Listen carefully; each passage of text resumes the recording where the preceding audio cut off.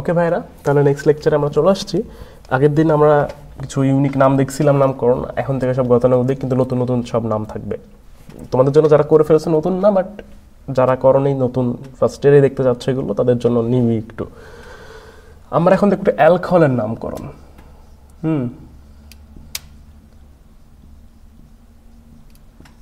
Alcohol, এই যে alcohol, এই কেন অ্যালকোহল? এই অ্যালকোহল এই কারণেই, কারণ আমার একটা কার্যকরী মূলক আছে, সেটা হচ্ছে OH। এই ক্ষেত্রে যে হাইড্রোকার্বনগুলো আছে তার সাথে OH যদি যুক্ত থাকে, তাকেই আমরা অ্যালকোহল বলে থাকি। হ্যাঁ, অ্যালকোহলের সাধারণ সংকেত আমি যদি লিখি ROH হচ্ছে অ্যালকোহল। এটা হচ্ছে অ্যালকোহলের সাধারণ সংকেত। হ্যাঁ, অবশ্যই হাইড্রক্সিল মূলকের সাথে যদি তুমি একটা অ্যালকাইল মূলক লেখো, তাহলে সেটাকে আমরা অ্যালকোহল বলতে পারি।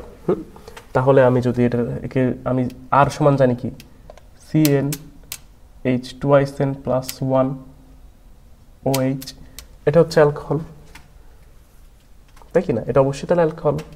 এখানে আর থাকবে, এখানে OH থাকবে। কিন্তু অ্যালকোহল তো বুঝলাম, তো এর নামটা কিভাবে লিখবো আমরা? এর নামকরণের শেষে অলওয়েজ অল অথবা নল অ্যাড হয়। যেমন আমরা প্রিফিক্স হিসাবে সবসময় ইউজ করি হচ্ছে যেগুলো তোমার জৈব যৌগের মানে হাইড্রোকার্বনগুলোর নাম, যেমন মিথ, ইথ, প্রোপ, বিউট। এই ক্ষেত্রে নাম হবে হচ্ছে এরকম, মিথান যোগ অল, মিথানল। হ্যাঁ, বা মিথা যোগ নল, এভাবে চিন্তা করতে পারো। মিথানল, ইথানল, প্রোপানল, এরকম হবে নামকরণ। সেটা বুঝতে পারছো? নামকরণ কিছু হবে এরকম, মিথানল, ইথানল, প্রোপানল, মানে লাস্টে নল থাকবে আর কি, প্রোপানল, এইভাবে আর কি যাবে বিষয়গুলো। এরকমই ইজি আর, এবং OH মূলক থাকতে হবে। এটা তো আমাদের জন্য খুবই বাধ্যকতা নিয়ম আর কি।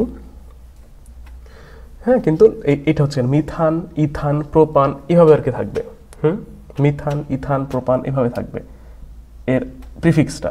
হ্যাঁ, এটা প্রিফিক্স, এটা সাফিক্স। ইথান, প্রোপান, এভাবে থাকবে আর কি, plus all, plus all, plus all. এখান থেকে মিথানল আসে, ইথানল আসে, প্রোপানল আসে। তো এইটার নামকরণ কিন্তু একটু পিকুইলিয়ার হইতে পারে তোমার কাছে।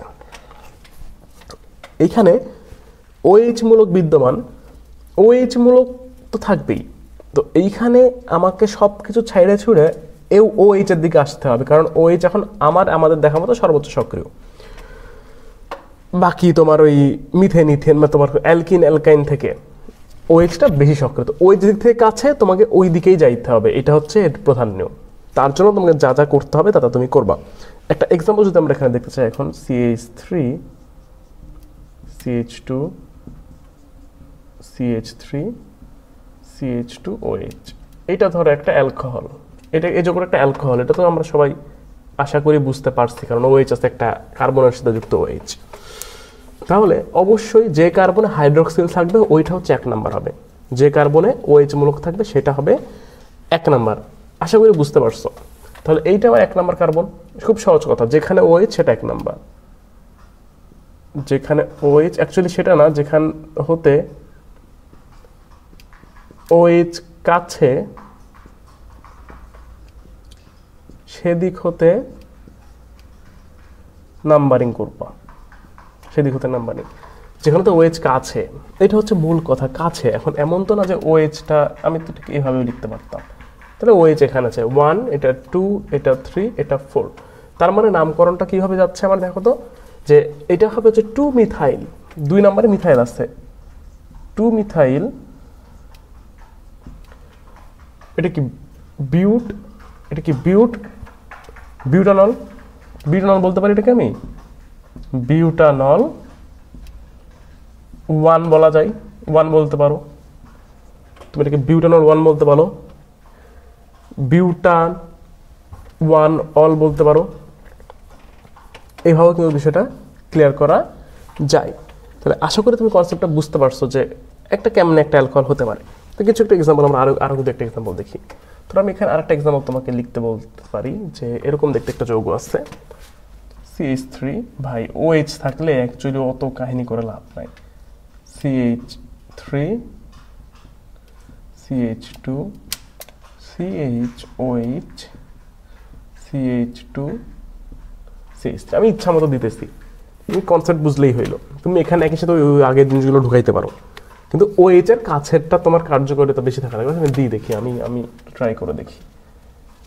ধরো আমি এখানে দিলাম হচ্ছে CH ডাবল বন্ড CH2 দিলাম, হতেই পারে এরকম নামকরণ থাকতে পারে। লাস্টে একদম সব কিছু মিলাই একটা নামকরণ করাবো আমরা।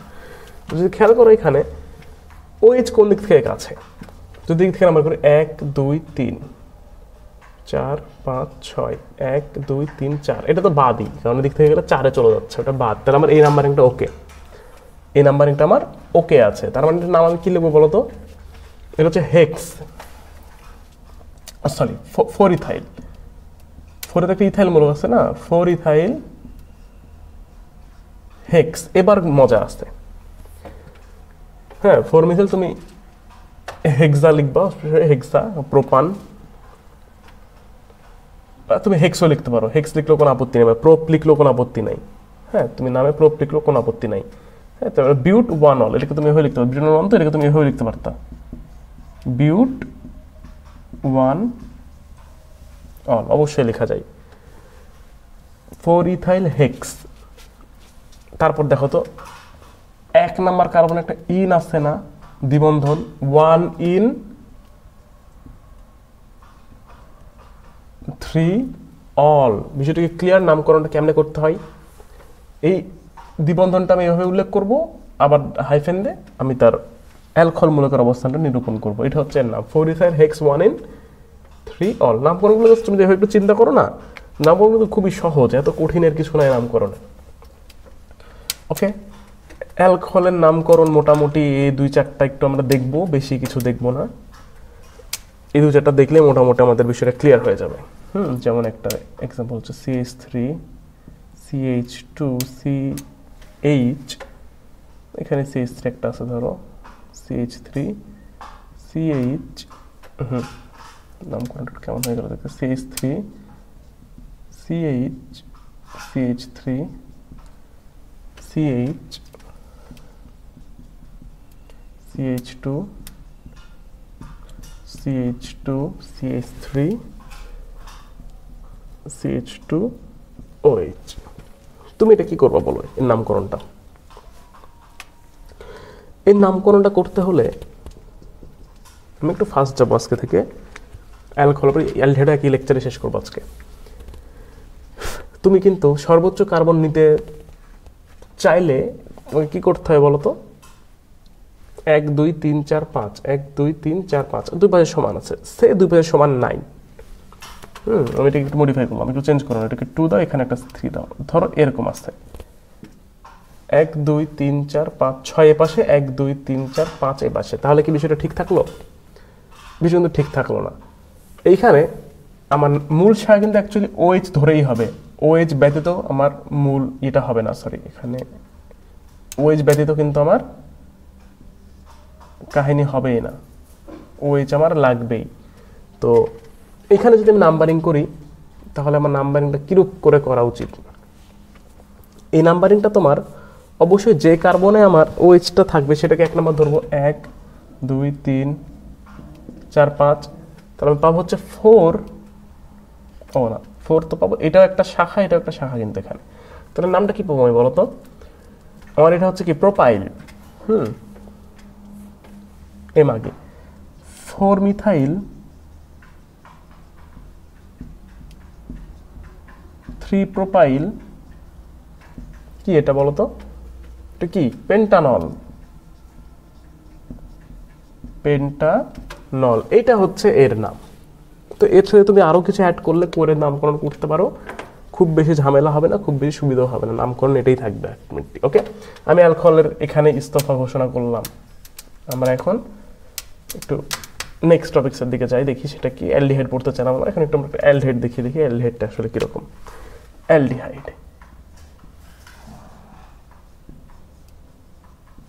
অ্যালডিহাইড, ওকে অ্যালডিহাইড খুব ইম্পর্টেন্ট। অ্যালডিহাইডের লাস্টে যুক্ত থাকে হচ্ছে বন্ড CHO, এটা হচ্ছে এর কার্যকরী মূলক। ওকে, অ্যালডিহাইডকে লেখা হয় হচ্ছে আর CHO.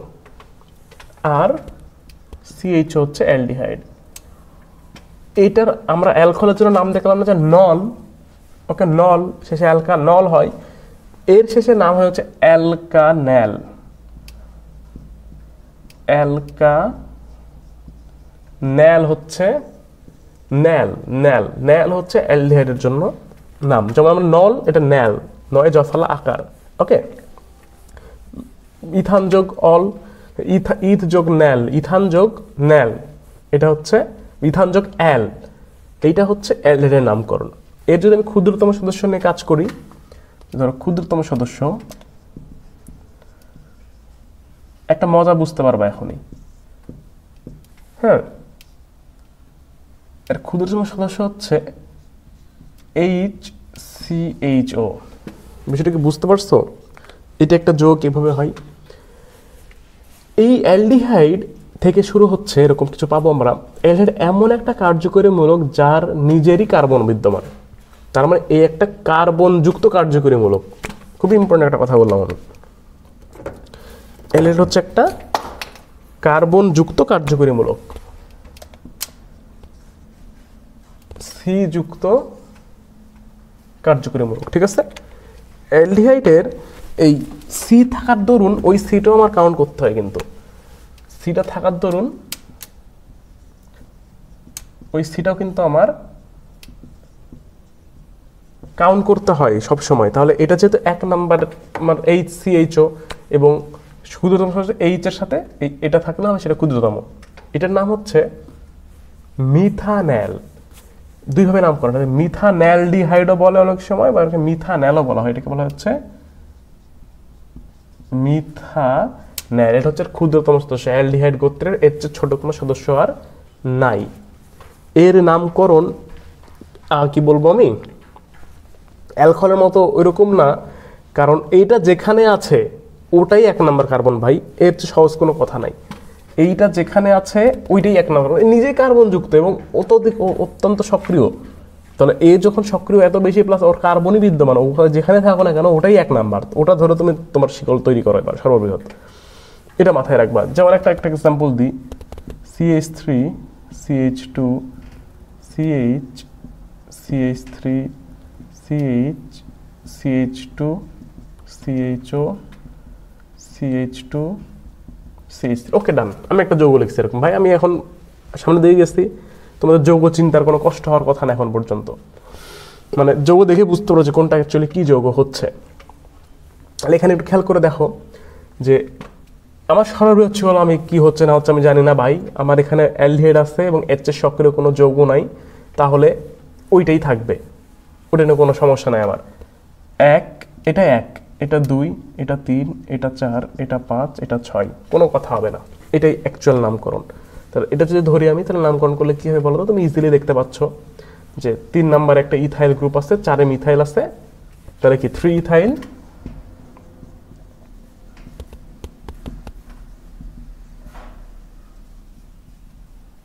3 ethyl 4 methyl hexanol. Clear? 3 ethyl 4 methyl hexanol. বিষয়টাকে বুঝতে পারতেছো? Very good. আরেকটা এক্সাম্পল যদি আমরা এবার ধরি, ধরো এরকম একটা যৌগ আছে যে কি বলবো আর ভাই, এই ইজি একদম, যাই দিন না কেন তোমরা পারো, তোদের কি আর টাফ দেখাবো আমি।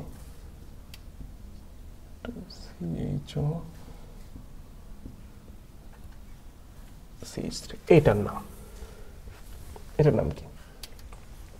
সহজ ভাই, খুবই সহজ, কঠিন কিছু না। আমি যেটা নতুনত্ব সেটা দেখাবো। 1 2 3 এভাবে, নোপ 1 2 3, এইটা থেকে কাউন্ট শুরু হবে,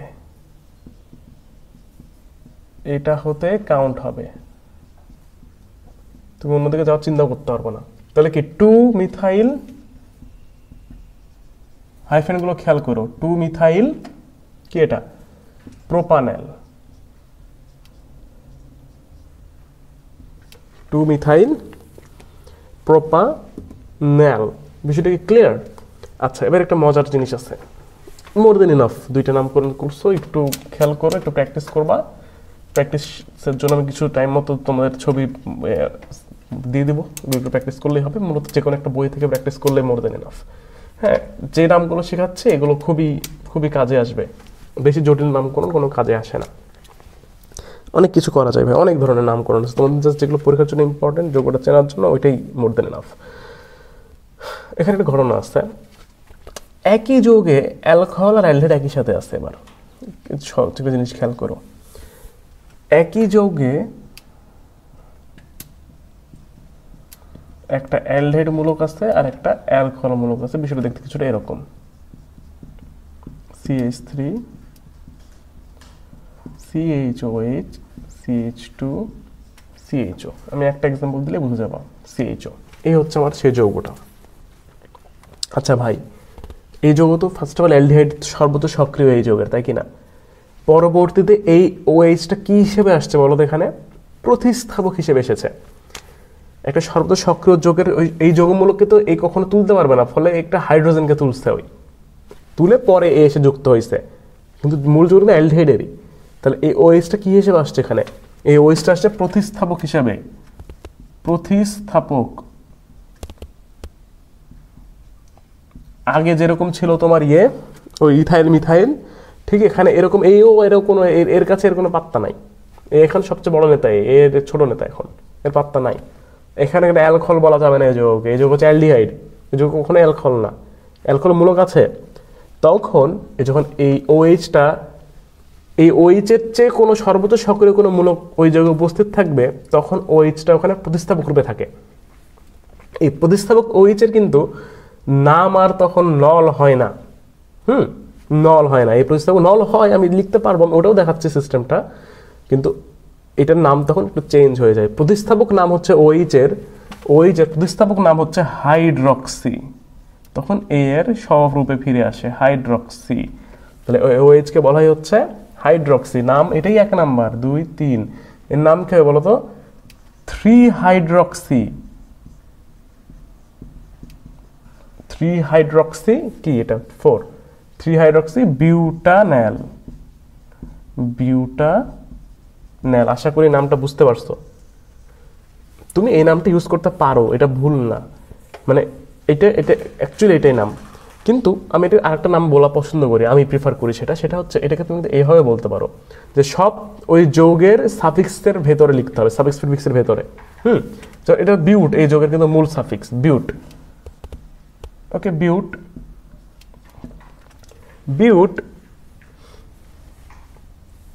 এটাকে আমি লিখি হচ্ছে 3 all 1 L। এই নামটাও কিন্তু ঠিক আছে। তুমি যখন সাফিক্সের ভেতরে লিখবা, তখন তুমি তার ওই কি বলে ওই প্রিফিক্সের ভেতরে তার সাফিক্স হিসেবে লিখবা, তখন ওই সাফিক্স দুটো ইউজ করতে পারো, যেটা অ্যালকোহল অ্যালডিহাইডের সাফিক্স। হ্যাঁ, সেটা কি? অ্যালডিহাইডের জন্য কি অ্যাল ইউজ হয়, আর অ্যালকোহলের জন্য অল ইউজ হয়। তো এটাই হচ্ছে বিউট 3 all 1 L। বিষয়টা কি বুঝতে পারতেছো? এই হচ্ছে ঘটনা, যে প্রতিস্থাপক নামটা কি। যখন অ্যালডিহাইডের সক্রিয় কোনো মূলক আসবে, তখন অ্যালডিহাইডও কি হবে? প্রতিস্থাপক হয়ে যাবে, তখনও তার একটা নাম আছে। এগুলো আমরা ধীরে ধীরে নেক্সট ক্লাসে দেখব। আজকের লেকচারটা এ পর্যন্ত থাকলো, নেক্সট ক্লাসে আবার দেখা হবে। খুদা হাফেজ।